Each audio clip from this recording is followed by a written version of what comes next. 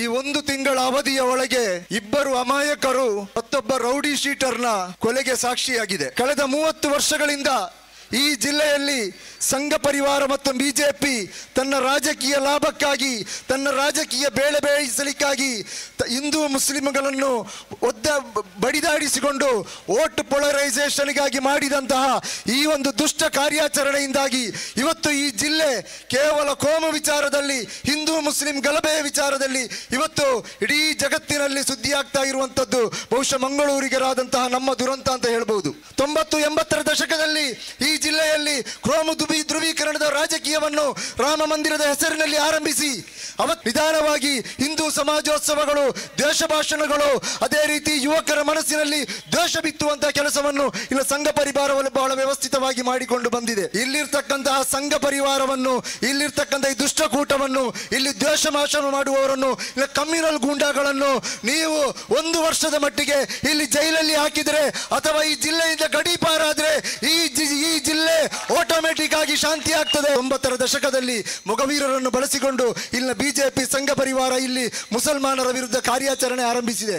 ಬಿಲ್ಲವ ಸಮುದಾಯವನ್ನು ಬಳಸಿಕೊಂಡು ಇಲ್ಲ ಮುಸಲ್ಮಾನರ ವಿರುದ್ಧ ಬೇರೆ ಬೇರೆಯಾದಂತಹ ಕಾರ್ಯಾಚರಣೆಗಳನ್ನು ಮಾಡಲಿಕ್ಕೆ ಸಾಧ್ಯ ಮಾಡಿದ್ರು. ಆತನನ್ನು 50 ಮಂದಿ 60 ಮಂದಿ ಸೇರಿಕೊಂಡು ಉತ್ತರ ಭಾರತದ ಶೈಲಿಯಲ್ಲಿ ಗುಂಪು ಹತ್ಯೆ ಮಾಡಿ ಕೊಳ್ತಾರೆ ಅಂತ ಹೇಳಿದರೆ ಇಲ್ಲಿರ್ತಕ್ಕಂತಹ ಸಂಘ ಪರಿವಾರದ ಮನಸ್ಥಿತಿ ಅದಷ್ಟು ವಿಷಯ ಜಂತುವಾಗಿದೆ. ಹಾವಿನ ಏನು ದ್ವೇಷ ಹೇಳ್ತಾರೆ 12 ವರ್ಷ ಅಂತ, ಆದರೆ ಈ ಸಂಘ ಪರಿವಾರದ ಆ ವಿಷ ಅದಕ್ಕೆ ವರ್ಷ ಇಲ್ಲ.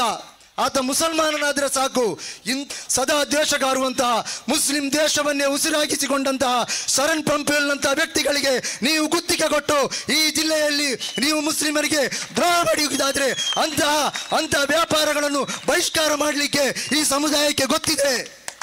ದಕ್ಷಿಣ ಕನ್ನಡ ಜಿಲ್ಲೆಯ ಒಂದು ಇತಿಹಾಸವನ್ನೊಮ್ಮೆ ನಾವು ನೋಡಿದರೆ ಇಲ್ಲಿಯ ಪೊಲೀಸ್ ವೈಫಲ್ಯತೆ ನಮಗೆ ಎದ್ದು ಕಾಣಲಿಕ್ಕೆ ಸಾಧ್ಯ ಆಗ್ತಾ ಉಂಟು. ಅಪರಾಧಿಗಳಲ್ಲಿ ಕೂಡ ತಾರತಮ್ಯ ನೀತಿಯನ್ನು ನಾವು ಇಲ್ಲಿ ನಮ್ಮ ಜಿಲ್ಲೆಯಲ್ಲಿ ಕಾಣ್ತಾ ಇದ್ದೇವೆ. ಬಜರಂಗ ದಳದವರ ನಾಯಕತ್ವಕ್ಕೆ ಒಂದು ಅವರಿಗೆ ಇರುವಂತ ಒಂದು ದೊಡ್ಡ ಬೇಜ್ ಏನಂತ ಹೇಳಿದ್ರೆ ತಲೆ ಕಡಿಯುವವರು ಮಾತ್ರ ಅವರು ನಾಯಕರಾಗಿರುವಂಥದ್ದು. ನೀವು ನೋಡಿಬೇಕಾದ್ರೆ ಒಂದು ತಲೆಗೆ ಲೋಕಲ್ ಪಟ್ಟ, 2 ತಲೆಗೆ ಜಿಲ್ಲಾ ಪಟ್ಟ. ಒಂದು ವೇಳೆ ತಲೆ ಕಡಿಯುವುದನ್ನು ನಿಲ್ಲಿಸಿದ್ರೆ ಅವನು ಮೂಲೆ ಗುಂಪು. ಬಜರಂಗ ದಳದ ಸಂಘ ಪರಿವಾರದ ನಾಯಕತ್ವದ ಮಾನದಂಡ ಆಗಿರ್ತದೆ ತಲೆ ಕಡಿಯುವಂಥದ್ದು. ಒಂದು ದೊಡ್ಡ ಪ್ರವಾಹ ಬರುವಾಗ ಆ ಪ್ರವಾಹಕ್ಕೆ ವಿರುದ್ಧವಾಗಿ ಈಜಲಿಕ್ಕೆ ಪ್ರತಿಜ್ಞೆ ಮಾಡಿದಂತಹ ನಮಗೆಲ್ಲರಿಗೂ ಈ ಮಳೆ, ಸಿಡಿಲು, ಗುಡುಗು ಇದು ಯಾವ ಲೆಕ್ಕವೂ ಅಲ್ಲ. ನಾವಿಲ್ಲಿ ಬಂದದ್ದು ನಮ್ಮ ಸಹೋದರ ಅಬ್ದುರ್ ರಹಿಮಾನ್ ರವರ ಆ ಕಗ್ಗೋಲೆಗೆ ನ್ಯಾಯ ಕೇಳಲಿಕ್ಕೆ ಆಗಿರ್ತದೆ. ಆ ನ್ಯಾಯ ಸಿಗುವವರೆಗೂ ಕೂಡ ನಾವು ಈ ಹೋರಾಟದಿಂದ ವಿರಮಿಸುವುದಿಲ್ಲ ಅಂತ ಹೇಳುವಂತಹ ಒಂದು ಸಂದೇಶವನ್ನು ಇವತ್ತು ಈ ಮಂಗಳೂರಿನ ಮೂಲಕ ಇಲ್ಲಿನ ಪ್ರಬುದ್ಧಕ್ಕೆ ನೀಡಲಿಕ್ಕೆ ಸೇರಿರುವಂತಹ ಎಲ್ಲ ನನ್ನ ಈ ಒಡನಾಡಿಗಳೇ, ಎಲ್ಲ ಪ್ರೀತಿಯ ಸಹೋದರ ಸಹೋದರಿಯರೇ, ನಿಮಗೆಲ್ಲರಿಗೂ ಕೂಡ ಕ್ರಾಂತಿಕಾರಿ ಶುಭಾಶಯಗಳು. ದಕ್ಷಿಣ ಕನ್ನಡ ಜಿಲ್ಲೆ ಕಳೆದ ಕೆಲವು ಸಮಯದಿಂದ 1 ತಿಂಗಳಿನಿಂದ ಈಚೆ, ಕಳೆದ ಏಪ್ರಿಲ್ 27ರಿಂದ ಮೇ 27ರ ಈ 1 ತಿಂಗಳ ಅವಧಿಯ ಒಳಗೆ ಇಬ್ಬರು ಅಮಾಯಕರು ಮತ್ತೊಬ್ಬ ರೌಡಿ ಶೀಟರ್ನ ಕೊಲೆಗೆ ಸಾಕ್ಷಿಯಾಗಿದೆ. ದಕ್ಷಿಣ ಕನ್ನಡ ಜಿಲ್ಲೆ ಇವತ್ತು ಒಂದು ತರ ಬೂದಿ ಮುಚ್ಚಿದ ಕೆಂಡದ ಹಾಗೆ ಇದೆ. ಶಾಂತಿ ಸಹಬಾಳ್ವೆಯ ಪ್ರತೀಕವಾಗಿದ್ದಂತಹ ಈ ಜಿಲ್ಲೆ ಇಡೀ ದೇಶದಲ್ಲಿ ಹಲವಾರು ಸಂಸ್ಕೃತಿಗಳು, ಹಲವಾರು ಭಾಷೆಗಳು, ಹಲವಾರು ಆಚಾರಗಳಿರುವಂತಹ ಈ ದೇಶದಲ್ಲಿ ವಿವಿಧತೆಯಲ್ಲಿ ಏಕತೆ ಇರುವಂತಹ, ಎಲ್ಲ ಸಹಬಾಳ್ವೆ ಇದ್ದಂತಹ, ಹಲವಾರು ಇತಿಹಾಸಗಳ ಚರಿತ್ರೆ ಇರುವಂತಹ ಈ ದಕ್ಷಿಣ ಕನ್ನಡ ಜಿಲ್ಲೆ ಇತ್ತೀಚಿನ ವರ್ಷಗಳಲ್ಲಿ ಯಾವ ರೀತಿಯಲ್ಲಿ ಅದು ಇದೆ ಅಂತ ಹೇಳುವಂಥದ್ದು ಬಹುಶಃ ಇವತ್ತು ಮಂಗಳೂರಿನ ಜನ ಅಂತ ಹೇಳುವಾಗ ಒಂದು ಗೌರವ ಇತ್ತು ನಮಗೆ.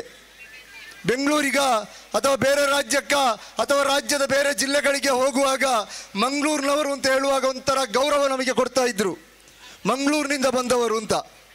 ನಾವು ವಿದ್ಯಾವಂತರು, ನಮ್ಮಲ್ಲಿ ಸಂಸ್ಕೃತಿ ಇದೆ, ನಮ್ಮಲ್ಲಿ ಒಳ್ಳೆಯ ಆಚಾರ ವಿಚಾರಗಳಿದೆ, ನಮ್ಮ ಏನು ಆ ಲೈಫ್ ಸ್ಟೈಲ್ ಅದು ಬಹಳ ವಿಭಿನ್ನವಾದಂತಹ ಲೈಫ್ ಸ್ಟೈಲ್. ಇದಕ್ಕೆ ನಮಗೆ ಒಂದು ವಿಶೇಷವಾದಂಥ ಗೌರವ ಇತ್ತು. ಆದರೆ ಇವತ್ತು ಈ ದಕ್ಷಿಣ ಕನ್ನಡ ಜಿಲ್ಲೆಯಲ್ಲಿ ಕಳೆದ 30 ವರ್ಷಗಳಿಂದ ಈ ಜಿಲ್ಲೆಯಲ್ಲಿ ಸಂಘ ಪರಿವಾರ ಮತ್ತು ಬಿಜೆಪಿ ತನ್ನ ರಾಜಕೀಯ ಲಾಭಕ್ಕಾಗಿ, ತನ್ನ ರಾಜಕೀಯ ಬೇಳೆ ಬೇಯಿಸಲಿಕ್ಕಾಗಿ ಹಿಂದೂ ಮುಸ್ಲಿಂಗಳನ್ನು ಬಡಿದಾಡಿಸಿಕೊಂಡು ವೋಟ್ ಪೊಲರೈಸೇಷನ್ಗಾಗಿ ಮಾಡಿದಂತಹ ಈ ಒಂದು ದುಷ್ಟ ಕಾರ್ಯಾಚರಣೆಯಿಂದಾಗಿ ಇವತ್ತು ಈ ಜಿಲ್ಲೆ ಕೇವಲ ಕೋಮು ವಿಚಾರದಲ್ಲಿ, ಹಿಂದೂ ಮುಸ್ಲಿಂ ಗಲಭೆಯ ವಿಚಾರದಲ್ಲಿ ಇವತ್ತು ಇಡೀ ಜಗತ್ತಿನಲ್ಲಿ ಸುದ್ದಿಯಾಗ್ತಾ ಇರುವಂಥದ್ದು ಬಹುಶಃ ಮಂಗಳೂರಿಗರಾದಂತಹ ನಮ್ಮ ದುರಂತ ಅಂತ ಹೇಳ್ಬೋದು. ಇಲ್ಲಿ ಗಲಭೆಗಳ ವಿಚಾರಗಳು ಹೇಳುವಾಗ ಕೋಮು ಗಲಭೆ ಅಂತ ಹೇಳುವಂಥ ಒಂದು ಪದವನ್ನು ನಾವು ಪ್ರಯೋಗಿಸ್ತೇವೆ. ಅದು ನಮ್ಮ ಬಾಯಿಯಲ್ಲಿ ಬಂದು ಹೋಗ್ತಾ ಇರ್ತಕ್ಕಂತಹ ಒಂದು ಪದ. ಆದರೆ ಅದು ಕೋಮು ಗಲಭೆ ಅಲ್ಲ ಇಲ್ಲಿ ನಡೀತಾ ಇರ್ತಕ್ಕಂಥದ್ದು.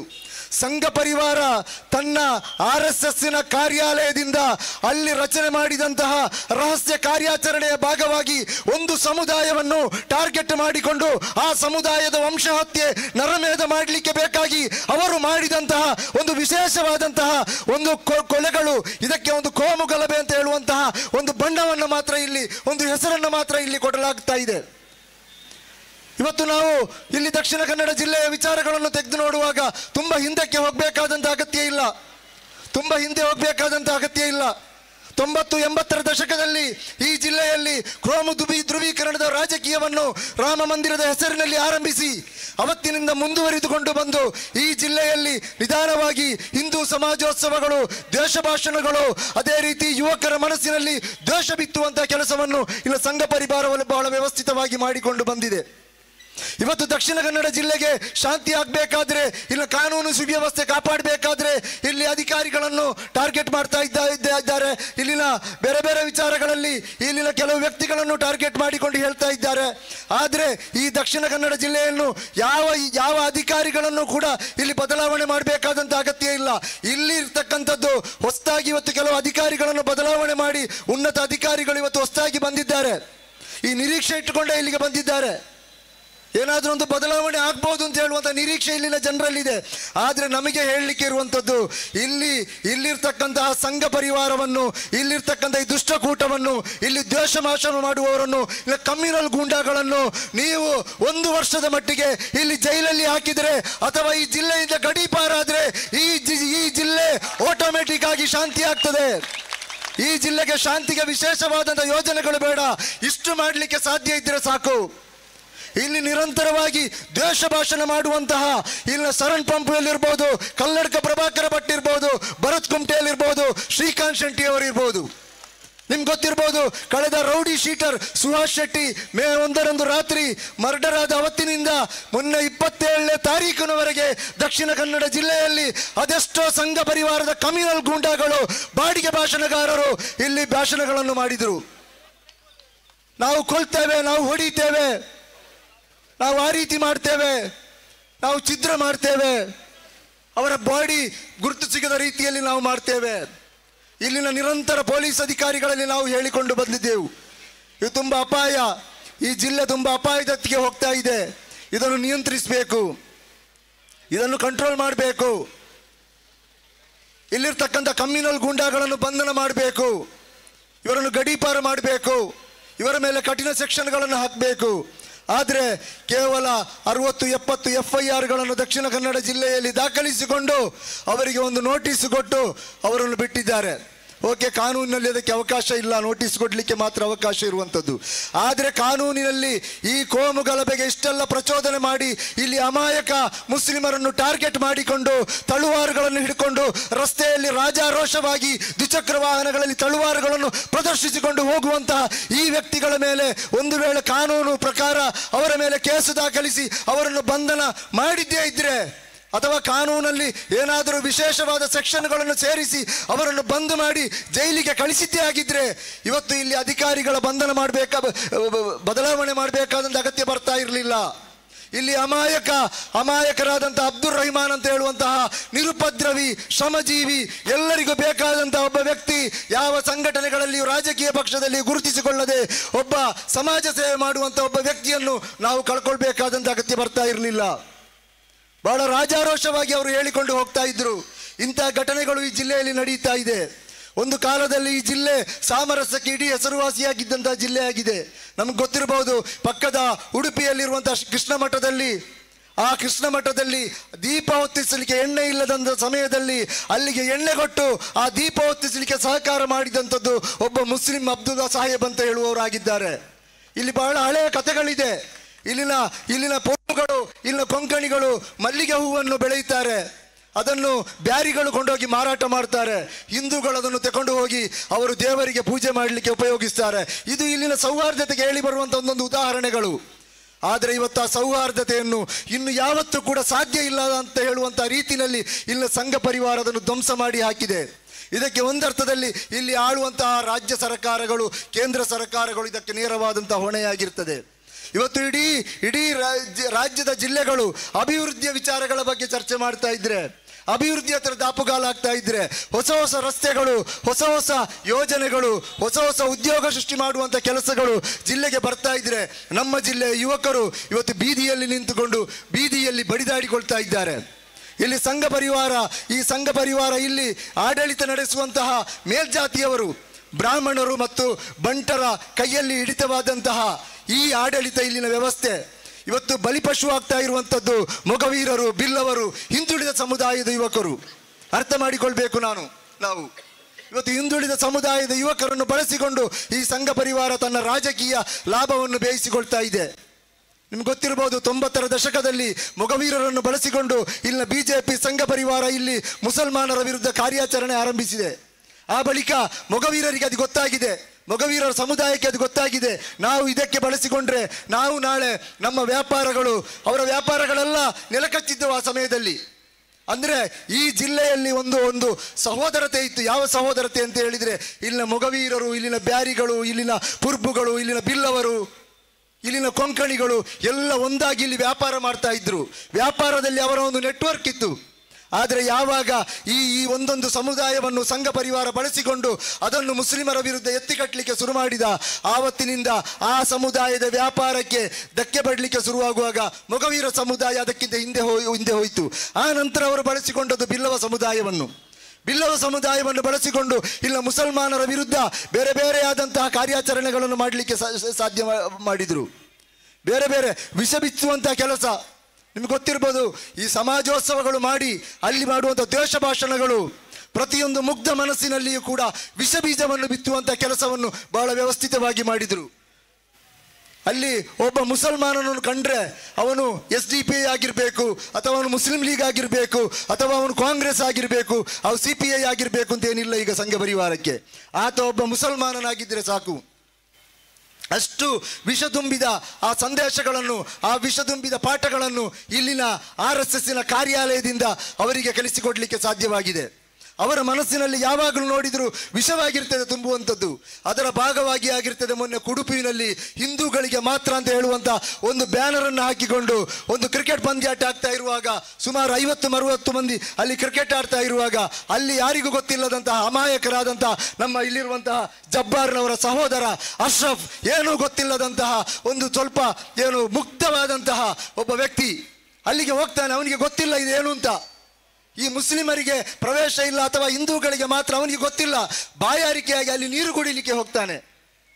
ಅಲ್ಲಿ ನೀರು ಕುಡಿಲಿಕ್ಕೆ ಹೋಗುವಾಗ ಆತ ಮುಸಲ್ಮಾನ ಅಂತ ಆತನ ಐಡೆಂಟಿಫಿಕೇಶನ್ ಅಲ್ಲಿ ತಿಳಿದಂತಹ ಈ ಸಂಘ ಪರಿವಾರದ ಭಯೋತ್ಪಾದಕರು ಆತನ ಮೇಲೆ ಏಕಾಏಕಿ ದಾಳಿ ಮಾಡ್ತಾರೆ. ಕಲ್ಲಿನಿಂದ ದಾಳಿ ಮಾಡ್ತಾರೆ, ಈ ವಿಕೆಟ್ ನಿಂದ ದಾಳಿ ಮಾಡ್ತಾರೆ, ಬ್ಯಾಟ್ನಿಂದ ದಾಳಿ ಮಾಡ್ತಾರೆ.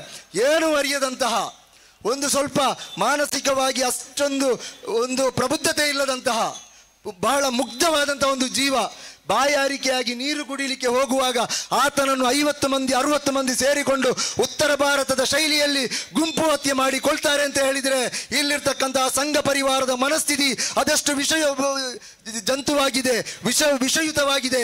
ಒಂದು ಹಾವಿಗೆ ಹಾವಿನ ದ್ವೇಷ ಹೇಳ್ತಾರೆ 12 ವರ್ಷ ಅಂತ. ಆದರೆ ಈ ಸಂಘ ಪರಿವಾರದ ಆ ವಿಷ ಅದಕ್ಕೆ ವರ್ಷ ಇಲ್ಲ. ಆತ ಮುಸಲ್ಮಾನನಾದ್ರೆ ಸಾಕು, ಇಂತಹ ವಿಷ ತುಂಬಿದಂತಹ ಒಂದು ಮನಸ್ಥಿತಿಯಾಗಿರ್ತದೆ ಸಂಘ ಪರಿವಾರದ್ದು. ನಿಮ್ಗೆ ಗೊತ್ತಿರಬಹುದು, ಅಬ್ದುಲ್ ರಹಿಮಾನ್ ಅವರ ಸಹೋದರ ಇಲ್ಲಿದ್ದಾನೆ. ಅಬ್ದುಲ್ ರಹಿಮಾನ್ನನ್ನು ಮೊನ್ನೆ ಮಂಗಳವಾರದಂದು 6 ದಿನಗಳ ಹಿಂದೆ ಆತನ ಊರಿನಲ್ಲಿ ಕೊಳತಮಜ್ಜಲು ಸಮೀಪ ಹತ್ಯೆ ಮಾಡ್ತಾರೆ. ಯಾರು ಈ ಅಬ್ದುಲ್ ರಹಿಮಾನ್? ನಿಮಗೆಲ್ಲ ಗೊತ್ತಿರಬಹುದು, ಕೇಳಿರ್ಬೋದು. ಒಂದು ವಾರದಲ್ಲಿ ಬಹಳಷ್ಟು ನಾವು ಕೇಳಿದ್ದೇವೆ. ಯಾವುದೇ ಒಂದು ಪಕ್ಷದಲ್ಲಿ ಗುರುತಿಸಿಕೊಳ್ಳದೆ ಧಾರ್ಮಿಕ ಚಟುವಟಿಕೆಗಳಲ್ಲಿ ಆ ಸ್ಥಳೀಯ ಮಸೀದಿಯಲ್ಲಿ ಭಾಗವಾಗಿದ್ದುಕೊಂಡು ಆ ಊರಿನ ಎಲ್ಲರಿಗೂ ಚಿರಪರಿಚಿತವಾದಂಥ ಒಂದು ವ್ಯಕ್ತಿತ್ವವಾಗಿತ್ತು. ಆ ಊರಿನಲ್ಲಿ ಸೌಹಾರ್ದದ ಒಂದು ಕೊಂಡಿಯಾಗಿದ್ದರು ಅವರು. ಎಲ್ಲರೊಂದಿಗೂ ಬಹಳ ಅನ್ಯೋನ್ಯತೆಯಿಂದ ಆತ್ಮೀಯತೆಯಿಂದ ತೊಡಗಿಸಿಕೊಂಡಿದ್ದಂತಹ ಒಂದು ವ್ಯಕ್ತಿಯಾಗಿದ್ದರು. ಆ ಊರಿನಲ್ಲಿ ಎಷ್ಟೇ ಸಮಸ್ಯೆಗಳಾದರೂ ಕೂಡ ಅಲ್ಲಿ ಪ್ರತ್ಯಕ್ಷವಾಗುವುದು, ಅದು ಹಿಂದೂ ಇರಲಿ, ಮುಸಲ್ಮಾನರಿರಲಿ, ಕ್ರೈಸ್ತರಿರಲಿ, ಅಲ್ಲಿ ಪ್ರತ್ಯಕ್ಷವಾಗಿದ್ದುದು ಈ ಅಬ್ದುಲ್ ರಹಿಮಾನ್ ಆಗಿರ್ಬೋದು. ಅವರ ಸಹೋದರ ಮತ್ತು ಅವರು ಇಬ್ಬರು ಕೂಡ ವಾಹನ ಚಾಲಕರಾಗಿದ್ದಾರೆ. ಸ್ವಂತಕ್ಕೆ ವಾಹನ ಇಟ್ಕೊಂಡು ಅದರಲ್ಲಿ ದುಡಿದು ಅದರೊಂದಿಗೆ ಅವರು ಸಮಾಜ ಸೇವೆಯನ್ನು ಕೂಡ ಮಾಡುವವರಾಗಿದ್ದಾರೆ. ಮೊನ್ನೆ ಹತ್ಯೆಯಾದಂಥ ಸಂದರ್ಭದಲ್ಲಿ ಕೂಡ ಅವರಿಗೆ ದೀಪಕ್ ಅಂತ ಹೇಳುವಂತಹ ಅವರದೇ ಊರಿನ ಅವರದೇ ಪರಿಚಯದವರಿಂದ ಒಂದು ಫೋನ್ ಬರ್ತದೆ. ಅವರ ದೀಪಕ್ನ ಮನೆಯಲ್ಲಿ ಮನೆ ಕಟ್ತಾ ಇದ್ರು. ಅಲ್ಲಿನ ಮೇಸ್ತ್ರಿ ಅವರಿಗೆ ಫೋನ್ ಮಾಡ್ತಾರೆ, ಹೊಯ್ಗೆ ಬೇಕು ಅಂತ ಹೇಳಿ. ಇವರ ಮನೆ ನಿರ್ಮಾಣ ಹಂತದಲ್ಲಿದ್ದಂತಹ ಇವರ ಮನೆಯಲ್ಲಿದ್ದಂತಹ ಹೊಯ್ಗೆಯನ್ನು ಅವರ ಇನ್ನೊಬ್ಬ ಗೆಳೆಯನನ್ನು ಕರ್ಕೊಂಡು ಆ ಹೊಯ್ಗೆಯನ್ನು ಪಿಕಪ್ಗೆ ತುಂಬಿಸಿ ಆ ಮನೆಗೆ ಹೋಗ್ತಾರೆ ಅವರು. ನೋಡಿ, ಇದೆಷ್ಟೊಂದು ಇವರ ಮನಸ್ಥಿತಿ ಎಷ್ಟೊಂದು ಕಠೋರವಾಗಿದೆ ಅಂತ ಹೇಳುವುದನ್ನು ನೀವು ಅರ್ಥ ಮಾಡಿಕೊಳ್ಬೇಕು. ಇವರ ಮನೆ ಇರುವುದಕ್ಕಿಂತಲೂ ಒಂದು 5 ಕಿಲೋಮೀಟರ್ ದೂರದಲ್ಲಿ ಆಗಿರ್ತದೆ ಅವರ ಮನೆ ಇರುವಂಥದ್ದು. ತುಂಬ ಗ್ರಾಮೀಣ ಪ್ರದೇಶ, ಮೂಲಭೂತ ಸೌಕರ್ಯಗಳ ಕೊರತೆ ಇರುವಂತಹ ಗ್ರಾಮೀಣ ಪ್ರದೇಶ. ಅಲ್ಲಿಗೆ ಹೋಗ್ತಾರೆ. ಅಲ್ಲಿಗೆ ಹೋಗುವಾಗ ಈ ಮನೆಯ ಯಜಮಾನ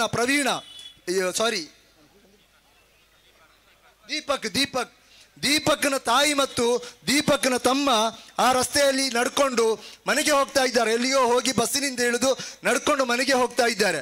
ಅಲ್ಲಿಂದ 3 ಕಿಲೋಮೀಟರ್ ಇದೆ ಅವರ ಮನೆಗೆ ನಡ್ಕೊಂಡು ಹೋಗ್ಲಿಕ್ಕೆ. ಅವರನ್ನು ಕಂಡು ಈ ಹೊಯ್ಗೆ ಲೋಡಿನ ಈ ವಾಹನದಲ್ಲಿ ಇವರನ್ನು ಹತ್ತಿಸಿಕೊಂಡು ಆ ವಾಹನದಲ್ಲಿ ಅವರನ್ನು ಮನೆಗೆ ಕರ್ಕೊಂಡು ಹೋದ್ದು. ದೀಪಕ್ನ ತಾಯಿಯನ್ನು ಮತ್ತು ಸಹೋದರನನ್ನು ಮನೆಗೆ ಕರ್ಕೊಂಡು ಹೋಗಿ ಅಲ್ಲಿ ಹೋಗುವಾಗ ಅಲ್ಲಿ ಮೇಸ್ತ್ರಿ ಹೇಳಿದ್ರಂತೆ, ಇದು ಹೊಯ್ಗೆ ಸ್ವಲ್ಪ ದಪ್ಪ ಆಗಿದೆ, ಅದು ಚಿಕ್ಕದು ಬೇಕಿತ್ತು ಅಂತ.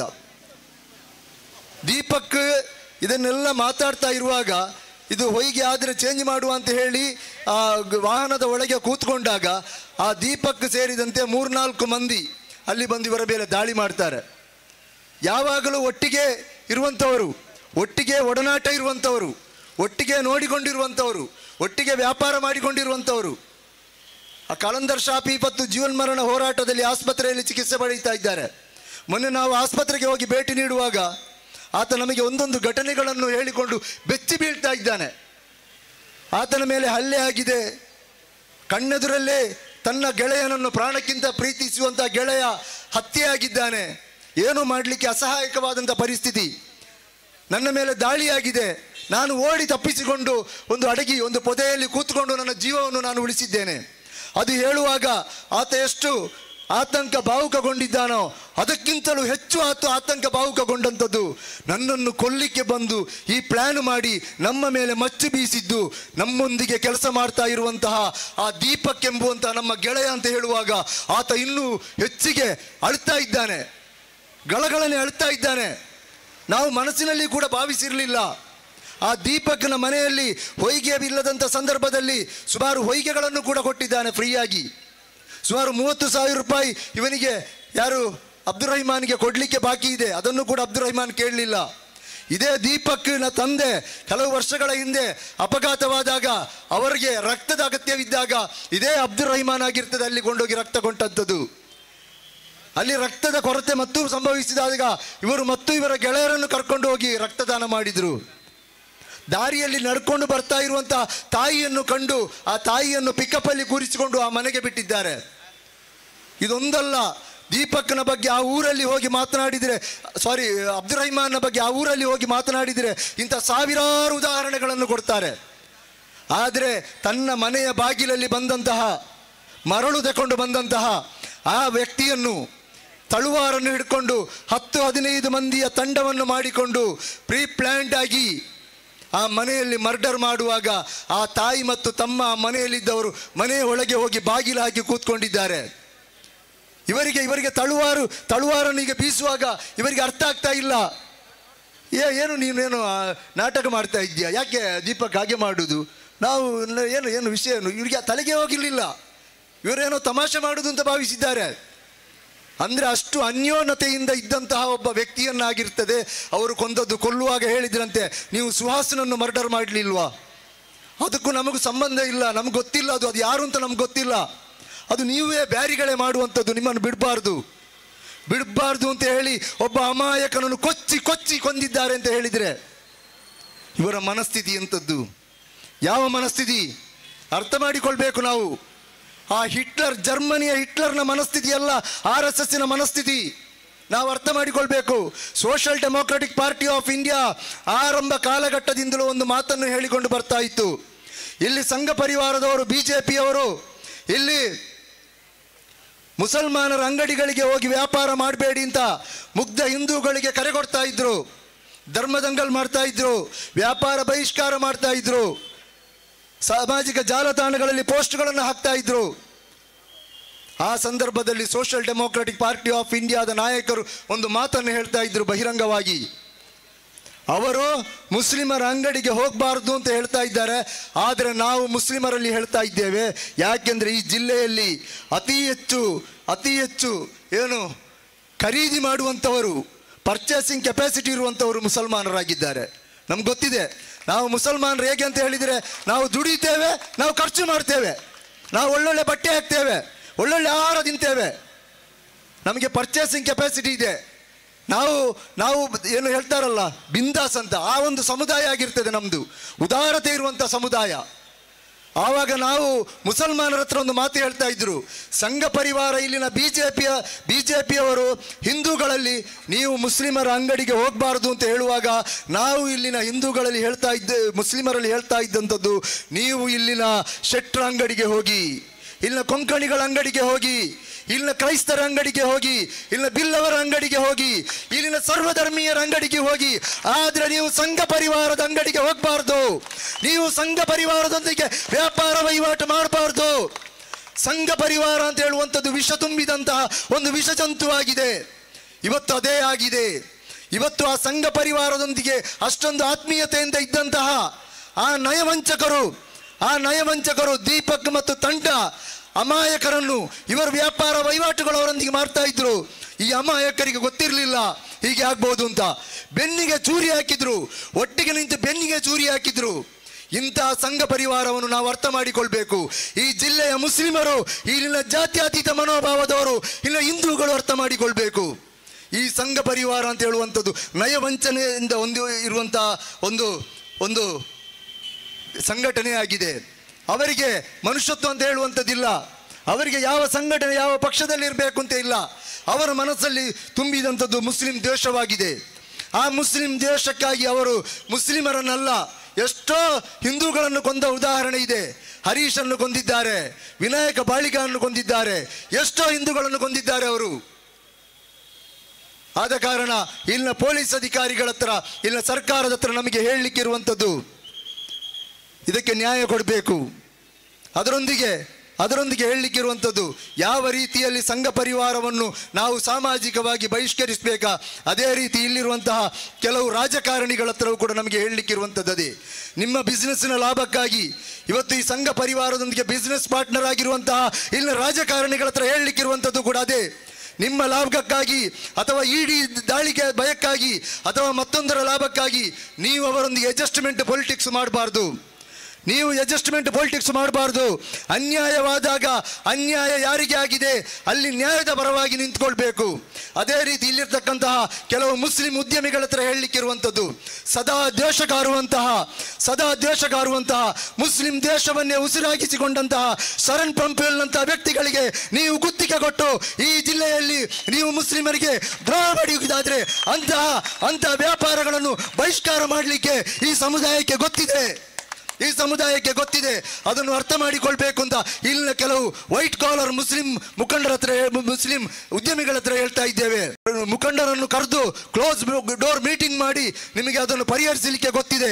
ಆದರೆ ಈ ಸಮುದಾಯ ಇವತ್ತು ಬೀದಿಯಲ್ಲಿ ನಿಂತಿರುವಾಗ ಈ ಸಮುದಾಯದ ವಿರುದ್ಧ ಮಾತನಾಡಲಿಕ್ಕೆ, ಈ ಸರ್ಕಾರದ ಮುಂದೆ ಬೆರಳು ತೋರಿಸಿ ಮಾತನಾಡಲಿಕ್ಕೆ ನಿಮಗೆ ದಮ್ಮಿಲ್ಲ. ನಿಮ್ಮ ಈ ಅಡ್ಜಸ್ಟ್ಮೆಂಟ್ ಮತ್ತು ನಿಮ್ಮ ಹೊಂದಾಣಿಕೆ ರಾಜಕೀಯವಾಗಿರ್ತದೆ ಇವತ್ತು ಈ ಜಿಲ್ಲೆಯ ಮುಸ್ಲಿಮರನ್ನು ಬೀದಿಗೆ ತಳ್ಳಿದಂಥದ್ದು. ಅಮಾಯಕ ಅಬ್ದುಲ್ ರಹಿಮಾನ್ ಅಶ್ರಫ್ನಂತಹ ಅಮಾಯಕರು ಈ ಜಿಲ್ಲೆಯಲ್ಲಿ ಕೊಲೆ ಆಗ್ತಾ ಇರುವಂಥದ್ದು. ಆ ಗುಂಪು ಹತ್ಯೆ ಮಾಡಿದಂಥ ಆರೋಪಿಗಳಿಗೆ ತಿಂಗಳುಗಳ ಒಳಗೆ ಜಾಮೀನು ಸಿಗ್ತದೆ ಅಂತ ಒಬ್ಬ ಪುಡ್ಕೋಸಿ ರೌಡಿಯನ್ನು ಸೆಕ್ಷನ್ ಅಡಿಯಲ್ಲಿ ಬಂಧನ ಮಾಡಿ ಜೈಲಿಗೆ ಹೋಗುವಾಗ ಗಂಟೆಗಳೊಳಗೆ ಅವನಿಗೆ ಜಾಮೀನು ಸಿಗ್ತದೆ ಅಂತ ಆದ್ರೆ ಈ ವ್ಯವಸ್ಥೆಯ ಮೇಲೆ ಇಲ್ಲಿನ ಮುಸ್ಲಿಮರು ಅಥವಾ ಇಲ್ಲಿನ ಸಂವಿಧಾನವನ್ನು ಇಷ್ಟಪಡುವಂಥವರು ಹೇಗೆ ನಂಬಿಕೆ ಇಡಲಿಕ್ಕೆ ಸಾಧ್ಯ ಇದೆ? ಆದ ಕಾರಣ ಇಲ್ಲಿ ಎಲ್ಲಿಗೋ ಹೋಗುವುದು ಬೇಡ. ಪೊಲೀಸರು ಯಾರನ್ನೋ ಬಂಧನ ಮಾಡಿ ಏನೋ ಮಾಡುವಂಥ ಅಗತ್ಯ ಇಲ್ಲ. ಇಲ್ಲಿ ಕೆಲವು ನೋಟೆಡ್ ಕ್ರಿಮಿನಲ್ಗಳಿದ್ದಾರೆ. ಯಾವ ಸಂಘ ಪರಿವಾರದವರು ಒಂದು ಕಾಲದಲ್ಲಿ ಅವರು ಮುಸಲ್ಮಾನರನ್ನು ಬೇಟೆಯಾಡ್ತಾ ಇದ್ದಾರೆ. ಇವತ್ತು ಕೆಲವು ಕಮ್ಯುನಲ್ ಗೂಂಡಾಗಳ ತಂಡ ಆಗಿದೆ. ಇಲ್ಲಿ ಕಮ್ಯುನಲ್ ಗೂಂಡಾಗಳ ತಂಡ, ಒಂದು ಕೋಡಿಕೆರೆ ತಂಡ, ಮತ್ತೊಂದು ಇಲ್ಲಿ ಶರಣ್ ಪಂಪೇಲ್ ತಂಡ, ಮತ್ತೊಂದು ಭರತ್ ಕುಮಟೇಲ್ ತಂಡ, ಇಂತಹ ಕೆಲವು ತಂಡಗಳಿದೆ ಈ ಜಿಲ್ಲೆಯಲ್ಲಿ. ಈ ತಂಡಗಳನ್ನು ನಿಮಗೆ ಮಟ್ಟ ಹಾಕಲಿಕ್ಕೆ ಸಾಧ್ಯವಾಗುವುದು ಅಂತಾದರೆ ಖಂಡಿತವಾಗಿ ಪೊಲೀಸರಿಗೆ ಸಾಧ್ಯವಿದೆ. ನಾವು ಪೊಲೀಸರ ಅವರ ಧೈರ್ಯವನ್ನು ಅಥವಾ ಅವರ ಕಾರ್ಯವನ್ನು ನಾವು ಪ್ರಶ್ನಿಸುವುದಿಲ್ಲ. ಯಾಕೆಂದರೆ ಕರ್ನಾಟಕದ ಪೊಲೀಸರು ಅದೆಂಥ ದೊಡ್ಡ ಕ್ರಿಮಿನಲ್ಗಳನ್ನು ಎಡಬರಿಗಟ್ಟಿದಂಥ ಇತಿಹಾಸ ಇದೆ.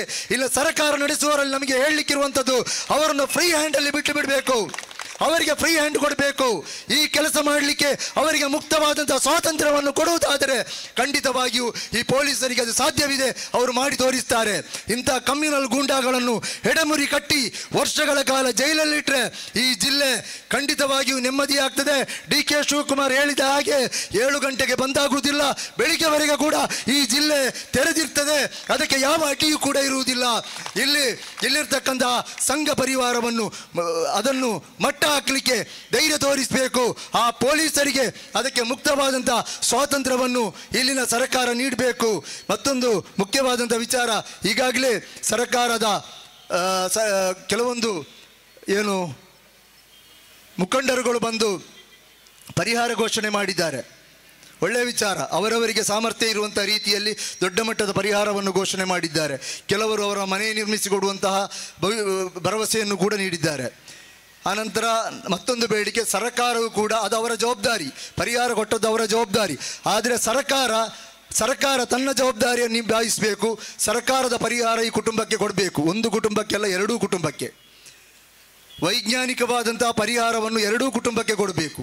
ಅದೇ ರೀತಿ ಅಶ್ರಫ್ನ ಗುಂಪು ಹತ್ಯೆ ಏನಾಗಿದೆ ಅವರಿಗೂ ಕೂಡ ಕರ್ನಾಟಕ ಸರ್ಕಾರ ಸೂಕ್ತವಾದಂಥ ಪರಿಹಾರವನ್ನು ಕೊಡಬೇಕು. ಕೇವಲ ಪರಿಹಾರ ಕೊಡುವುದು ಮಾತ್ರ ನಮ್ಮ ಜವಾಬ್ದಾರಿ ಅಂತಲ್ಲ, ಇನ್ನೊಂದು ಅಮಾಯಕನ ಹೆಣ, ರಕ್ತ ಈ ಜಿಲ್ಲೆಯಲ್ಲಿ ಚೆಲ್ಲಬಾರ್ದು. ಪೊಲೀಸ್ ಅಧಿಕಾರಿಗಳು ಮತ್ತು ಸರ್ಕಾರ ಈ ಜಿಲ್ಲೆಯ ಜನತೆಗೆ, ವಿಶೇಷವಾಗಿ ಮುಸ್ಲಿಮರಿಗೆ ಆ ಒಂದು ಭರವಸೆ ನೀಡಬೇಕು. ನಮಗೆ ಬೇಕಾದಂಥ ಗ್ಯಾರಂಟಿ ಅದಾಗಿದೆ. ನಮ್ಮ ಬದುಕಿನ ಗ್ಯಾರಂಟಿ, ನಮ್ಮ ಜೀವದ ಗ್ಯಾರಂಟಿ. ನಾವು ನಾಳೆ ಹೋದರೆ ಮರಳಿ ಮನೆಗೆ ಬರ್ತೇವೆ ಅಂತ ಹೇಳುವಂಥ ಗ್ಯಾರಂಟಿ ನಮಗೆ ಕೊಡಲಿಕ್ಕೆ ಸಾಧ್ಯವಿರುವುದು ಬಿಟ್ಟು ಪುಕ್ಸಟ್ಟೆ ಗ್ಯಾರಂಟಿ ನಮಗೆ ಅಗತ್ಯ ಇಲ್ಲ. ಪುಕ್ಸಟ್ಟೆ ಗ್ಯಾರಂಟಿ ಯಾರು ಕೇಳಲೇ ಇಲ್ಲ. ಆದ ಕಾರಣ ಸರ್ಕಾರ ಈ ವಿಚಾರವನ್ನು ಗಂಭೀರವಾಗಿ ಪರಿಗಣಿಸಬೇಕು. ಇದನ್ನು ವಿಶೇಷ ತನಿಖಾ ತಂಡದ ಮೂಲಕ ತನಿಖೆ ನಡೆಸಬೇಕು. ಈಗಾಗಲೇ ನಾವು ಮುಖ್ಯಮಂತ್ರಿಗಳಿಗೆ, ಗೃಹ ಸಚಿವರಿಗೆ ಎಲ್ಲರಿಗೂ ಕೂಡ ಈ ಬಗ್ಗೆ ಮನವಿ ಮಾಡಿದ್ದೇವೆ, ಅಧಿಕಾರಿಗಳಿಗೂ ಕೂಡ ಮನವಿ ಮಾಡಿದ್ದೇವೆ. ಆದ ಕಾರಣ ಇನ್ನೊಂದು ಅಮಾಯಕನ ಹೆಣ ಈ ಜಿಲ್ಲೆಯಲ್ಲಿ ಬೀಳದಂತಹ ನಿಟ್ಟಿನಲ್ಲಿ, ಒಂದು ಹೆಣ ಬಿದ್ದ ನಂತರ ಕಾನೂನು ಸುವ್ಯವಸ್ಥೆಯನ್ನು ಕಾಪಾಡುವುದಿಲ್ಲ, ಅದಕ್ಕಿಂತ ಮೊದಲೇ ಬೇಕಾದಂತಹ ಪೂರ್ವ ತಯಾರಿಗಳನ್ನು ಜಿಲ್ಲಾಡಳಿತ, ಪೊಲೀಸ್ ಇಲಾಖೆ ಮಾಡಿಕೊಳ್ಬೇಕು ಅಂತ ಈ ಸಂದರ್ಭದಲ್ಲಿ ಹೇಳ್ತಾ ಎಲ್ಲರಿಗೂ ಕೂಡ ಮತ್ತೊಮ್ಮೆ ಧನ್ಯವಾದಗಳನ್ನು ತಿಳಿಸ್ತಾ ಜೈ ಹಿಂದ್, ಅಸ್ಸಲಾಂ ಅಲೈಕುಂ.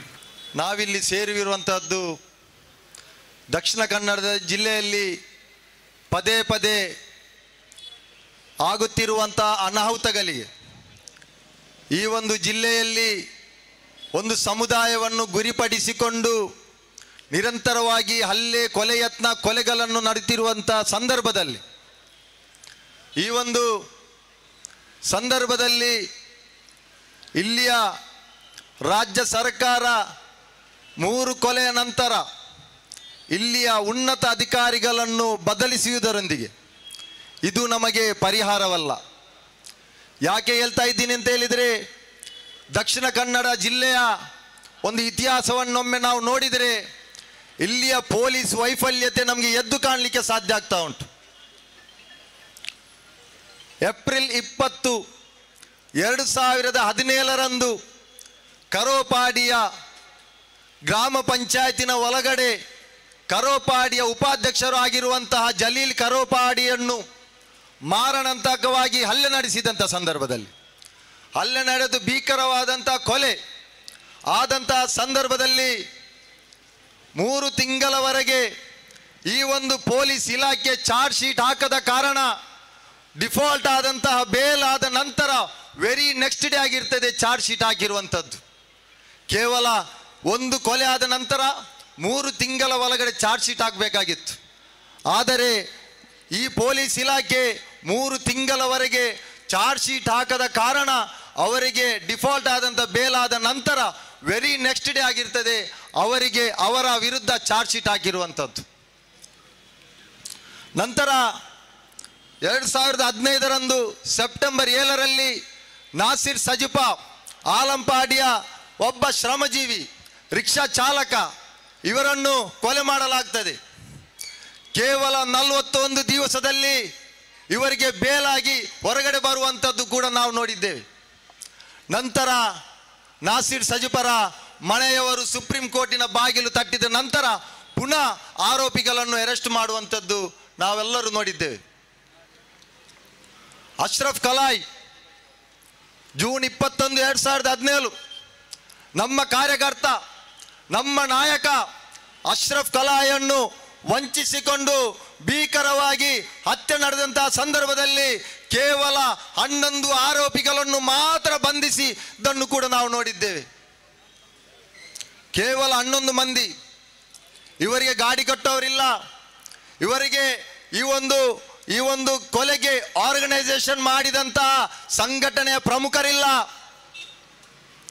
ಈ ಒಂದು ಕೊಲೆಗೆ ಪಿತೂರಿ ಮಾಡಿದಂತಹ ವಾಹನದ ವ್ಯವಸ್ಥೆ ಮಾಡಿಕೊಂಡವರು, ಇವರಿಗೆ ಅಕೊಮಡೇಷನ್ ಮಾಡಿಕೊಟ್ಟವರು ಯಾರನ್ನು ಸಿಲುಕಿಸದೆ ಕೇವಲ 11 ಮಂದಿಯನ್ನು ಮಾತ್ರ ಆರೋಪಿ ಸ್ಥಾನದಲ್ಲಿ ನಿಲ್ಲಿಸಿರುವಂಥದ್ದು ಕೂಡ ನಾವು ನೋಡಿದ್ದೇವೆ. ನಂತರ ಶರತ್ ಮಡಿವಾಲನ ಕೊಲೆ ಆಗುತ್ತೆ. ಇದರಲ್ಲಿ ಸುಮಾರು 23 ಜನರನ್ನ ಆರೋಪಿ ಸ್ಥಾನದಲ್ಲಿ ಹಾಯಿ ಮಾಡಿದವರು ಬಾಯಿ ಮಾಡಿದವರು ಎಲ್ಲರನ್ನು ತೆಗೆದು ಒಂದು ಬಸ್ಸನ್ನು ರೋಡಿ ಬಸ್ಸು ಫುಲ್ಲಾಗಿ ಹಾಕಿ ಆರೋಪಿಗಳನ್ನು ತುಂಬಿಸಿಕೊಂಡಿರುವಂಥದ್ದು ನಾವು ನೋಡಿದ್ದೇವೆ. ಇದು ನಾನು ಯಾಕೆ ಹೇಳ್ತಾ ಇದ್ದೀನಿ ಅಂತ ಹೇಳಿದ್ರೆ, ಇಲ್ಲಿ ಅಪರಾಧಿಗಳಲ್ಲಿ ಕೂಡ ತಾರತಮ್ಯ ನೀತಿಯನ್ನು ನಾವು ಇಲ್ಲಿ ನಮ್ಮ ಜಿಲ್ಲೆಯಲ್ಲಿ ಕಾಣ್ತಾ ಇದ್ದೇವೆ. ನಂತರ ಬೆಲ್ಲಾರೆಯಲ್ಲಿ ಮಸೂದ್ ಎಂಬ ಯುವಕನನ್ನು ಕ್ಷುಲ್ಲಕ ಕಾರಣವನ್ನು ಇಟ್ಟುಕೊಂಡು ಬರ್ಬರವಾಗಿ ಹತ್ಯೆ ಮಾಡಲಾಗುತ್ತೆ. ಆರೋಪಿಗಳು ಕೇವಲ 6 ಜನ ಮಾತ್ರ, 6 ಜನ ಮಾತ್ರ. ನಂತರ ಪ್ರವೀಣ್ ನಟ್ಟಾರುನ ಕೊಲೆ ಆಗುತ್ತೆ. 27 ಜನ ಆರೋಪಿಗಳನ್ನು ಇಲ್ಲಿಯ ಇಲಾಖೆಗಳು ಅವರನ್ನು ಹೆಸರಿಸಿ ಯಾರೆಲ್ಲ ಶೆಲ್ಟರ್ ಕೊಟ್ಟಿದ್ದಾರೆ, ಯಾರೆಲ್ಲ ಅವರಿಗೆ ಹಾಯಿ ಮಾಡಿದ್ದಾರೆ, ಗೊತ್ತಿಲ್ಲದೆ ಕುಂಜಿಗೆ ಕೈ ಹಾಕಿದ್ದಾರೆ, ಎಲ್ಲರನ್ನು ಕೂಡ ಆರೋಪಿ ಸ್ಥಾನದಲ್ಲಿ ನಿಲ್ಲಿಸಿರುವಂಥದ್ದು. ಅಲ್ಲಿಯ ಸ್ಥಳೀಯ ನಾಯಕರನ್ನು ಕೂಡ ಅಪರಾಧಿ ಸ್ಥಾನದಲ್ಲಿ ನಿಲ್ಲಿಸಿರುವಂಥದ್ದು. ಸುಮಾರು 198 ಮನೆಗಳಿಗೆ ಪೊಲೀಸ್ ಇಲಾಖೆ ದಾಳಿ ಮಾಡಿರುವಂಥದ್ದು, ಮುಸ್ಲಿಂ ಮನೆಯ ದಾಳಿ ಮಾಡಿರುವಂಥದ್ದು. ಇದು ಕೂಡ ದಕ್ಷಿಣ ಕನ್ನಡ ಜಿಲ್ಲೆಯಲ್ಲಿ ನಾವು ನೋಡಿದ್ದೇವೆ.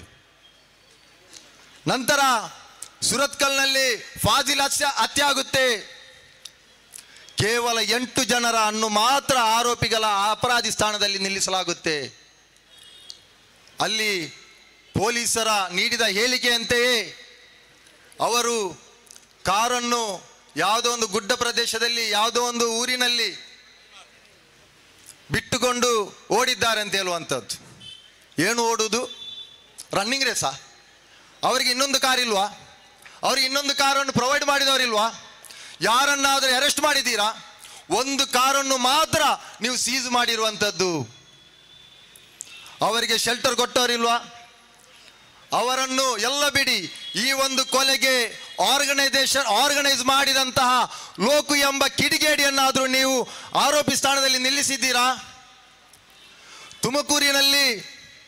ತುಮಕೂರಿನಲ್ಲಿ ಒಂದು ಬೃಹತ್ ಆದಂತಹ ಒಂದು ಸಮಾವೇಶದಲ್ಲಿ ಉದ್ದೇಶವನ್ನು ಇಟ್ಟುಕೊಂಡು ಶರಣ್ ಪಂಪೇಲ್ ಎಂಬ ಗೂಂಡ ಇಕ್ಬಾಲ್ ಕೊಲೆ ಆರೋಪಿ ಅಲ್ಲಿ ಎದೆ ತಟ್ಟಿ ಹೇಳ್ತಾನೆ, ನಾವೇ ಮಾಡಿದ್ದು. ಹಿಂದೂ ಕಾರ್ಯಕರ್ತರಿಗೆ ಏನಾದರೂ ನೋವಾದರೆ ಪರಿಣಾಮ ನೀವು ಸುರತ್ಕಲ್ಲಲ್ಲಿ ನೋಡಿ, ನಾವು ಮಾಡಿದಂತ ಹೇಳಿದ್ದು ಕೂಡ ಚಾರ್ಜ್ ಶೀಟಲ್ಲಿ, ಅಡಿಷನಲ್ ಚಾರ್ಜ್ ಶೀಟಲ್ಲಿ ಆದರೂ ಅವನ ಹೆಸರನ್ನು ಸೇರಿಸಬಹುದಿತ್ತು. ಇದು ಈ ಜಿಲ್ಲೆಯಲ್ಲಿ ನಡೀತಾ ಇರುವಂಥದ್ದು. ನಂತರ ಇತ್ತೀಚೆಗೆ ಬಹುಶಃ 3 ಕೊಲೆಯ ನಂತರ ನಮಗೆ 1 ಕೊಲೆ ಎಲ್ರಿಗೂ ಈ ಜನಸಾಮಾನ್ಯರಿಗೆ ಮರ್ತೋಗಿದೆ. ಒಬ್ಬ ಬಡಪಾಯಿ, ಒಬ್ಬ ಶ್ರಮಜೀವಿ, ಆಟೋ ರಿಕ್ಷಾ ಚಾಲಕ ಶರೀಫ್ ಎಂಬ ವ್ಯಕ್ತಿ ಕುಂಜತ್ಕಲ ಬಾವಿಯಲ್ಲಿ ಕೊಲೆಯಾದ ಸ್ಥಿತಿಯಲ್ಲಿ ಸಿಗುತ್ತಾನೆ. ಆರೋಪಿಗಳ ಸಂಖ್ಯೆ ಎಷ್ಟು? ಎಷ್ಟು? ಒಬ್ಬ. ಕೇವಲ ಒಬ್ಬ ಆರೋಪಿಯನ್ನು ಮಾತ್ರ ಇವತ್ತು ತೋರಿಸಿರುವಂಥದ್ದು. ಅದು ಈ ಜುರಿಸ್ಡಿಕ್ಷನ್ ಬರುವುದಿಲ್ಲ. ಆದರೆ ಕೊಲೆ ನಡೆದ ಸ್ಥಳದಲ್ಲಿ, ಅವರನ್ನು ಎತ್ತಾಕೊಂಡ ಸ್ಥಳದಲ್ಲಿ ಅದು ಈ ಜುರಿಸ್ಡಿಕ್ಷನ್ ಬರ್ತದೆ. ಇದು ಯಾವುದನ್ನು ಕೂಡ ಮಾಡದೆ ನಂತರ ಉಡುಪಿನಲ್ಲಿ ಕೇರಳದ ಒಂದು ಮೆಂಟಲಿ ಇಲ್ಲದಂಥ ಒಬ್ಬ ವ್ಯಕ್ತಿ ಅಶ್ರಫ್ನ ಕೊಲೆ ಆಗುತ್ತೆ. ಅಂದಿನ ಕಮಿಷನರ್ ಅವರು ಪ್ರೆಸ್ ಮೀಟಲ್ಲಿ ಹೇಳುವಂತಹ ಬರದಲ್ಲಿ ಅವರು ಕೊಟ್ಟಂಥ ಹೇಳಿಕೆಯಲ್ಲಿ ಸುಮಾರು 30 ಜನ ಆರೋಪಿಗಳಿದ್ದಾರೆ ಅಂತ ಹೇಳಿದ್ರು. ನಾನು ಹೇಳಿದ್ದಲ್ಲ, STP ಅವರು ಹೇಳುವುದಲ್ಲ, ಅಂದಿನ ಕಮಿಷನರ್ ಹೇಳಿರುವಂಥದ್ದು 30 ಜನ ಆರೋಪಿಗಳಿದ್ದಾರೆ ಅಂತ ಹೇಳುವಂಥದ್ದು. ಎಷ್ಟು ಜನರ ಅರೆಸ್ಟ್ ಆಗಿದೆ? 20 ಜನರ ಅರೆಸ್ಟ್ ಆಗಿದೆ. ಅದರಲ್ಲಿ ಇನ್ನೂ ಕೂಡ ಪ್ರಮುಖ ಆರೋಪಿಯಾದಂತಹ ಪಿಸ್ತೂಲ್ ರವಿ ಎಂಬ ಕಿರಾತಕನನ್ನು ಇನ್ನೂ ಕೂಡ ಅರೆಸ್ಟ್ ಮಾಡಲಿಲ್ಲ. ಆದರೆ ಅರೆಸ್ಟ್ ಮಾಡಿದಂತ 20 ಜನರಲ್ಲಿ 2 ಈಗಾಗಲೇ ಬೇಲಾಗಿದೆ. ಎಂಥ ವಿಪರ್ಯಾಸ! ಕೇವಲ 27 ದಿವಸದಲ್ಲಿ ಒಂದು ಗುಂಪು ಹತ್ಯೆ ಅಂತ ಹೇಳಿದ್ರೆ ಸುಪ್ರೀಂ ಕೋರ್ಟ್ ಕೂಡ ತುಂಬಾ ಸೀರಿಯಸ್ ಆಗಿ ತೆಗೆದಿರುವಂಥದ್ದು. ಅದರ ಪವರ್, ಅದರ ಏನು ಎಂಕ್ವೈರಿ ಸಿಸ್ಟಮ್ ಇದೆ ಅದು DC ಕೂಡ ಬರುತ್ತದೆ. ಅಲ್ಲಿಯ ಸ್ಥಳೀಯ ಮಟ್ಟದಿಂದ ದೊಡ್ಡ ಮಟ್ಟದವರೆಗೆ ಅದರ ಎಂಕ್ವೈರಿ ಸಿಸ್ಟಮ್ ಇರ್ತದೆ. ಆಗಿನ ಕಮಿಷನರ್ ಹೇಳಿದ್ರು, ಸುಮ್ಮನೆ ಬಿಟ್ಟಿಲ್ಲ, ಗುಂಪು ಹತ್ಯೆ ಸೆಕ್ಷನ್ ಹಾಕಿದ್ದೇವೆ, 15 ವರ್ಷದ ಕಾಲ ಬರಲಿಕ್ಕಿಲ್ಲ ಅವರಂತ ಹೇಳಿದ್ರು. ಅವರು ಹೋಗಿ ಇಲ್ಲಿಂದ ಟ್ರಾನ್ಸ್ಫರ್ ಆಗಿ ಮನೆಗೆ ರೀಚ್ ಆಗಲಿಲ್ಲ, ಇವರು ಮನೆಗೆ ಹೋಗಿದ್ದಾರೆ ಜೈಲಿಂದ.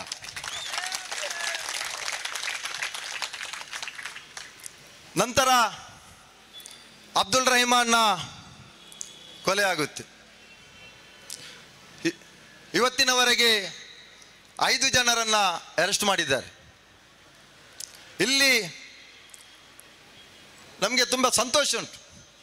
ಅಧಿಕಾರಿಗಳಿದ್ರು, ಮತ್ತೆ ಆ ತಂಡದಲ್ಲಿ ಒಂದು ಎಕ್ಸ್ಪೀರಿಯನ್ಸ್ಡ್ ಆದಂಥ ಆಫೀಸರ್ಗಳನ್ನೇ ಹಾಕಿರುವಂಥ ಒಂದು ತಂಡ ಇದೆ, ನಂಬಿಕೆ ಇದೆ. ನಾವು ಕೇಳುತ್ತಿರುವಂಥದ್ದು ಈ ಕೊಲೆಗೆ ಪ್ರಚೋದನವನ್ನು ಗೈದಂತಹ, ಈ ಕೊಲೆಯ ಸ್ಥಳ, ಈ ಕೊಲೆಯ ದಿನಾಂಕ ನಿಗದಿಪಡಿಸಿದಂತಹ ಶ್ರೀಕಾಂತ್ ಶೆಟ್ಟಿ ಎಂಬ ಗೂಂಡ. ಶ್ರೀಕಾಂತ್ ಶೆಟ್ಟಿಯನ್ನು ನಾನು ಗೂಂಡ ಹೇಳಿದಲ್ಲ, ಸ್ವತಃ ಅವನೇ ಹೇಳಿರುವಂಥದ್ದು. ಮೊನ್ನೆ ಸ್ಪೀಚಲ್ಲಿ ನೀವು ಕೇಳಿರ್ಬೋದು, ನಾನು ಗೂಂಡ, ನನ್ನ ಎದುರಿದ್ದವರೆಲ್ಲ ಗೂಂಡ. MLAಗಳಿದ್ರು, ಸ್ವಂತ ಅವರ ಪಕ್ಷದ MLAಗಳನ್ನೇ ಗೂಂಡ ಹೇಳಿದಂಥ ಶ್ರೀಕಾಂತ್ ಶೆಟ್ಟಿ. ಇದು ನಾನು ಹೇಳಿರುವಂಥದ್ದಲ್ಲ. ಇಂಥ ಗೂಂಡಾಗಳ ಪಡೆಯ ಮುಂದೆ ನಿಂತುಕೊಂಡು ಹೇಳಿಕೆ ನೀಡಿದಂತಹ ಶ್ರೀಕಾಂತ್ ಶೆಟ್ಟಿಯನ್ನ ಯಾಕೆ ಇನ್ನೂ ಬಂಧಿಸಿಲ್ಲ?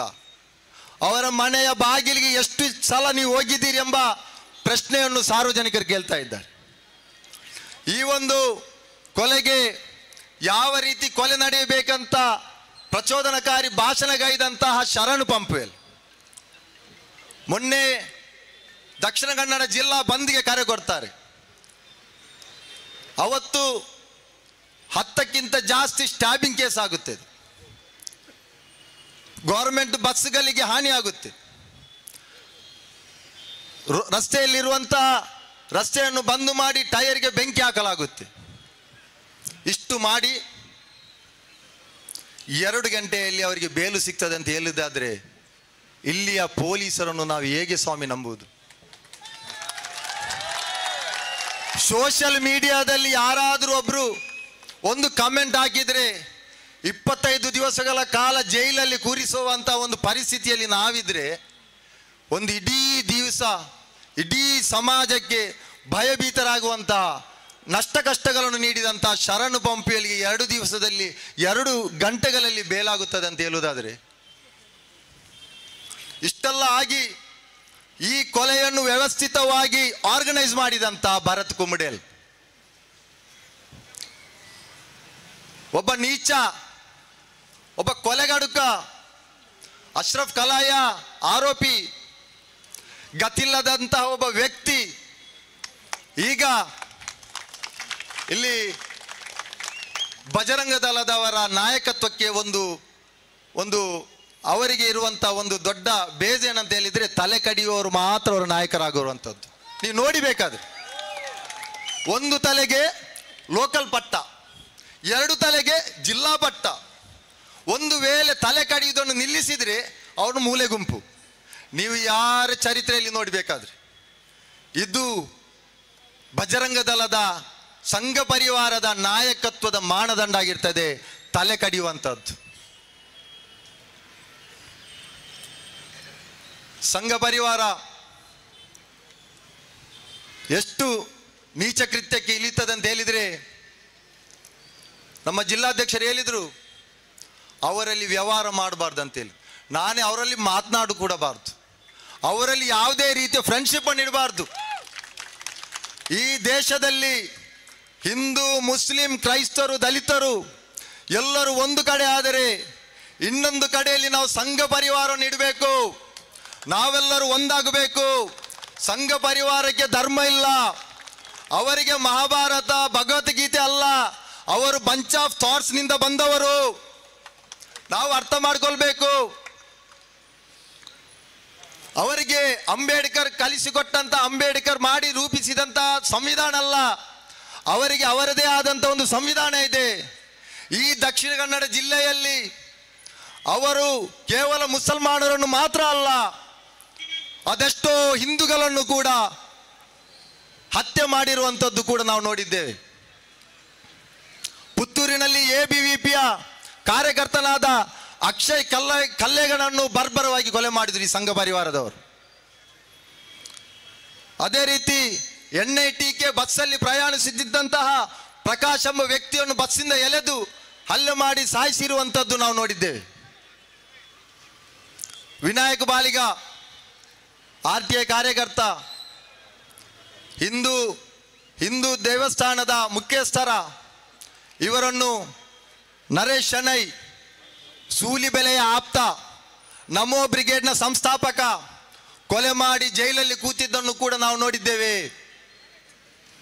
ಬಂಟ್ವಾಳದಲ್ಲಿ ಶ್ರಮಜೀವಿಯಾದಂತಹ ದೈನಂದಿನ ಕೆಲಸ ಕಾರ್ಯಗಳನ್ನು ಪೂರ್ತಿಗೊಳಿಸಿ ಮನೆಗೆ ಹೊರಟಂತಹ ಸಂದರ್ಭದಲ್ಲಿ ಹರೀಶ್ ಪೂಜಾರಿ ಎಂಬ ಹಿಂದುಳಿದ ವರ್ಗದವನನ್ನು ಕೂಡ ಹತ್ಯೆ ಮಾಡಿರುವಂಥದ್ದು ಸಂಘ ಪರಿವಾರ.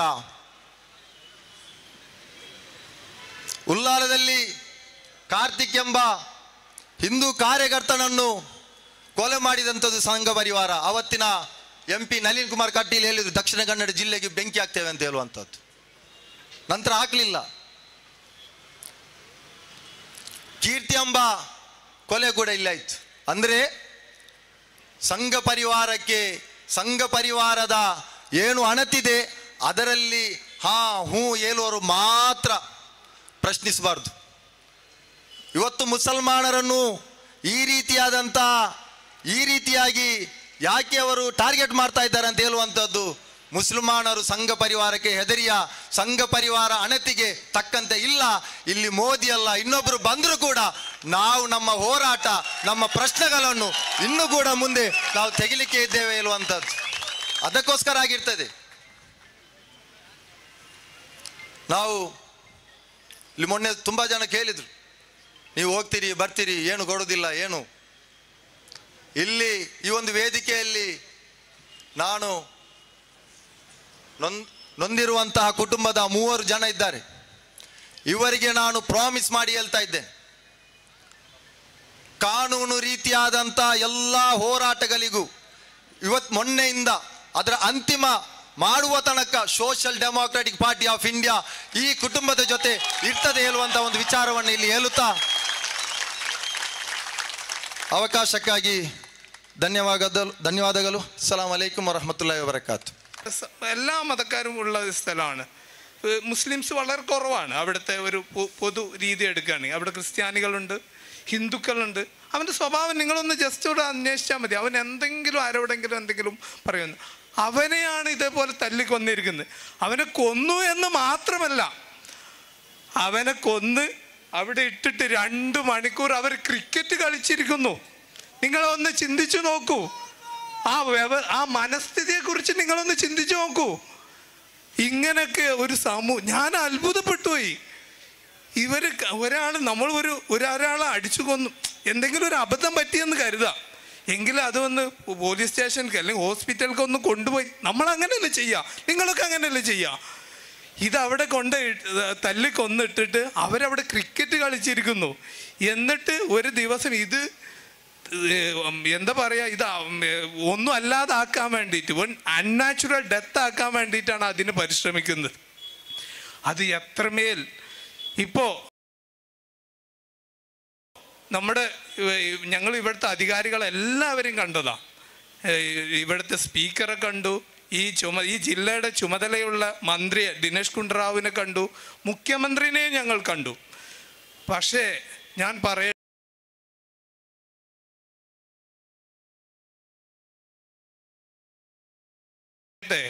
നമുക്ക് പോരാടുകയല്ലാണ്ട് വേറെ നിവൃത്തിയില്ല. നമുക്ക് നീതിക്ക് വേണ്ടി പോരാടുകയല്ലാതെ നമുക്ക് ഒരു നിവൃത്തിയില്ല. കാരണം എന്ന് വെച്ചാൽ നമ്മളെ സംബന്ധിച്ച് ഞാൻ ആഴ്ചയിൽ 2 പ്രാവശ്യം ഇങ്ങോട്ട് വരും. കാരണം നമ്മൾ എൻ്റെ സഹോദരൻ, അൺഫോർച്യുനേറ്റ് അവൻ എൻ്റെ സഹോദരനായി. അങ്ങനെയല്ല, അങ്ങനത്തെ എത്ര വ്യക്തികൾ ഇവിടെ ഉണ്ടാവും. നമ്മൾ അതിന് വേണ്ടിയിട്ട് നിരന്തരം പോരാടേണ്ടി വരികയാണ്. ഞാൻ അവിടെ നിൽക്കാറില്ല. ഞാൻ ഇപ്പോൾ വന്നപ്പോൾ 2 ജാമ്യം 2 പേർക്ക് കിട്ടി. ഇനി അതിനെതിരെ നമുക്ക് ഹൈക്കോടതിയിൽ പോകണം. ഇന്നിപ്പോൾ വക്കീലിനെ കണ്ടു, കോടതിയിൽ പോയി അതിൻ്റെ സർട്ടിഫിക്കറ്റ് കോപ്പി എടുക്കാൻ. നമ്മൾ നിരന്തരം ഇതിന് വേണ്ടിയിട്ട് ഈ അധികാരികൾ നമ്മളിത് അവസാനിപ്പിക്കണ്ടേ. ഞാൻ ഈ മംഗലാപുരത്തെക്കുറിച്ച് ഞാൻ കാണാൻ തുടങ്ങിയിട്ട് 1 മാസമേ ആയിട്ടുള്ളൂ. ഈ അധികാരികൾക്കൊന്നും ഇതൊന്ന് കണ്ടതൊന്ന് അവസാനിപ്പിക്കണം എന്നുള്ള ഒരു ചിന്തയില്ലേ? നമ്മൾ അതാണ് ചിന്തിക്കുന്നത്. ഇവർക്കിതൊന്ന് ഇത് ശക്തമായിട്ടുള്ള നടപടികൾ. എന്തെല്ലാം ഞാൻ സംഘപരിവാറിൻ്റെ ഭാഗത്തുനിന്ന് ഉണ്ടാവുന്ന ഈ വർഗീയ വിഷം ഇങ്ങനെ വമിച്ചുകൊണ്ടേയിരിക്കുക. അവർക്കെതിരെ ശക്തമായ ഒരു നടപടി എടുത്താൽ ഇങ്ങനെ ആളുകൾ കൂടുന്ന വ്യവസ്ഥ പോലും ഇല്ലാതാവും. കാരണം എന്ന് പറഞ്ഞാൽ ഇത്രമേൽ ഇങ്ങനെ അവർ ചെയ്യുന്ന ഓരോ കാര്യം, ഇല്ലാത്ത കാര്യം, ദളിതർക്കെതിരെ, മുസ്ലിങ്ങൾക്കെതിരെ, ശരിക്കും അവർ ഈ രാജ്യത്തിന് എതിരാണ് അവർ ചെയ്യുന്നത്. നമുക്കറിയാം. നമ്മൾ പല കാര്യങ്ങളിലും ഇവർ ചെയ്യുന്നത്, ഇവിടുത്തെ നമ്മുടെ ഇന്ത്യയിൽ 20 കോടിൻ്റെ മുകൾക്ക് മുസ്ലിംസ് ഉണ്ട്. അതുപോലെ തന്നെ ദളിതർ അതിൻ്റെ മുകളിലോട്ടുണ്ട്. ഇവരൊക്കെ ഈ രാജ്യത്തു നിന്ന് ഇല്ലാതാക്കിയിട്ട് ഒരു ഫാസിസ്റ്റ് രൂപം, അഥവാ ഹിറ്റ്ലറൊക്കെ പണ്ട് ആ ഒരു രൂപത്തിൽ കൊണ്ടുവരാനാണ് അവർ ഉദ്ദേശിക്കുന്നത്. എന്താണ് അവരാണ് യഥാർത്ഥ രാജ്യദ്രോഹികൾ. അവർക്കെതിരെ ശക്തമായിട്ടുള്ള നടപടികൾ ഉണ്ടായിരിക്കണം. കാരണം വെച്ചാൽ ഇത്രമേൽ ഒന്നും ചെയ്യാത്ത ഞാനാണ് കൊല്ലപ്പെട്ടതെന്ന് എന്തെങ്കിലും കാരണം പറയാം. ഒന്നും ചെയ്യാത്ത പച്ചപ്പാവമായ പച്ചവെള്ളം കുടിച്ച് മാത്രം ജീവിച്ച അഷ്റഫിനെ കൊലപ്പെടുത്തിയ അവരൊന്നും എത്രമേൽ ക്രൂരന്മാരാണെന്ന് നമുക്ക് ചിന്തിച്ചാൽ മതി. അവൻ കൊല്ലപ്പെടാൻ ഒറ്റ കാരണമേ ഉള്ളൂ. അവൻ മുസ്ലിമായി എന്നുള്ളതാണ്. അവരവിടെ എത്തിയപ്പോൾ അവൻ്റെ പേര് ചോദിച്ചിട്ടുണ്ടാവും. അല്ലാണ്ട് എന്താ അവനക്ക് വേറെ? ഞാൻ ചിന്തിച്ചിട്ട് എനിക്കറിയില്ല, എന്നെ കുറിച്ച് അറിയുന്നതല്ല. ഞാൻ വളരെ ഞാൻ ഇങ്ങനത്തെ ഇതിലൊന്നും എനിക്കറിയാം. ഞാൻ ഇങ്ങനത്തെ കാര്യങ്ങളിലൊന്നും പങ്കെടുക്കാത്ത ഒരാളാണ്. ഞാൻ CPM-ൻ്റെ പ്രവർത്തകനായി പ്രവർത്തിച്ച ഒരാളാണ്.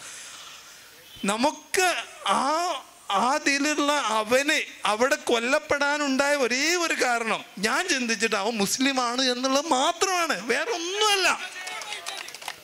100% അതാണ്. ഇനി ഇവിടുത്തെ അധികാരികളോട് പറയാനുള്ളത്, പോലീസിനോട് പറയാനുള്ളത്, ഞങ്ങൾ പോലീസിൽ അത്രമേൽ നിങ്ങളോട് ട്രസ്റ്റ് രേഖപ്പെടുത്തിയിട്ടുണ്ട്. ഇനിയും രേഖപ്പെടുത്തിക്കൊണ്ട് പറയാൻ നിങ്ങൾ ശക്തമായ നടപടി എടുക്കണം. അഷ്റഫ് വധക്കേസിലാണെങ്കിലും ഇവിടുത്തെ മറ്റു എല്ലാ വധക്കേസിലാണെങ്കിലും തീർച്ചയായും ഇനിയും ഇവിടെ ആളുകൾ ഊടുന്ന അവസ്ഥ ഉണ്ടാവരുത്. ദയവ് ചെയ്ത് നിങ്ങൾ ശക്തമായ നടപടിയെടുത്ത് ഈ ജില്ലയെ സമാധാനപൂർണമാക്കണമെന്നാണ് ഒരു വ്യക്തി എന്നുള്ള നിലയ്ക്ക് ഞാൻ നിങ്ങളോട് അഭ്യർത്ഥിക്കാനുള്ളത്. ഈ ഗവൺമെൻറ്റിനോടും ഈ പോലീസിനോടും വിശ്വാസത ഇനി ഇതുപോലെ ഉണ്ടാവരുത് എന്ന് നിങ്ങളോട് അഭ്യർത്ഥിച്ചുകൊണ്ട് ഈ ഒരു ഇത് മുൻകൂട്ടി കൊണ്ട് നിങ്ങൾ ദയവ് ചെയ്ത് ഇതിന് ശക്തമായ നടപടിയെടുത്ത് ഞങ്ങളുടെ വിശ്വാസത്തെ തിരിച്ചു കൊണ്ടുവരണമെന്ന് നിങ്ങളോട് അഭ്യർത്ഥിക്കുന്നു. ഞാൻ നിർത്തുന്നു. ജയ് ഹിന്ദ്. ಧನ್ಯವಾದಗಳು ಅಬ್ದುಲ್ ಜಬೈನಾರ್ ತಮಗೆ. That's my gadget. Let's go have some fun then.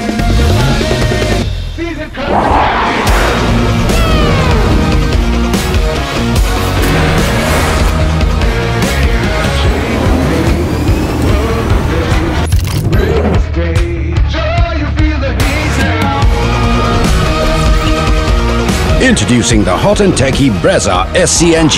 Cool new SCNG tech for a cool new generation.